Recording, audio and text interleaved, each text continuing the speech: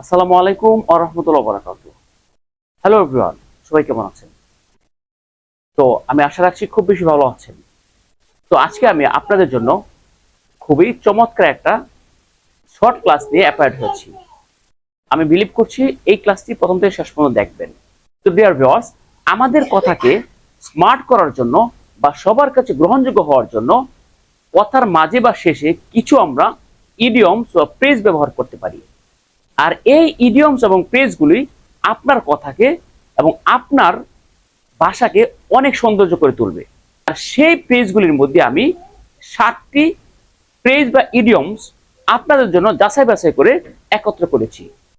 চলুন তাহলে এক নজর সেই ফ্রেজগুলি দেখে আসি। তো এই যে দেখেন, প্রথমে আমি লিখেছি সবি ইট। সবি ইট মানে হলো তবে তাহাই হোক। আমরা কিন্তু কথার মাঝে বলতেই পারি বা বলেই থাকি সবি ইট, তবে তাহাই হোক। তো সেকেন্ড যে ফ্রেজটি আমি এখানে আপনাদের জন্য যাচাই করেছি সেটি হলো হো কেয়ার্স।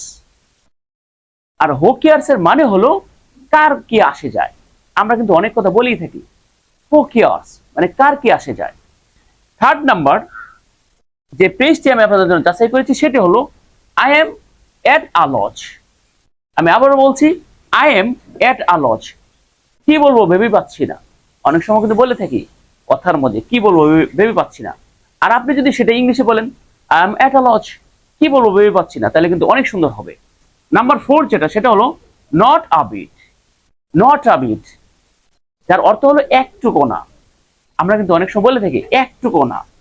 অর্থাৎ আপনি যদি এটা ইংলিশে বলেন নট আ বিট, তাহলে আপনার কথাগুলি আরো সুন্দর হবে। নাম্বার 5 হলো কাম টু দ্য পয়েন্ট, যার অর্থ হলো আসল কথা বলো। আমরা কিন্তু অনেক সময় কথার মজে বা বলে থাকি এই আসল কথাটা বলো, আর সেটা আপনি ইংলিশে বলতে পারবেন come to the point. Okay.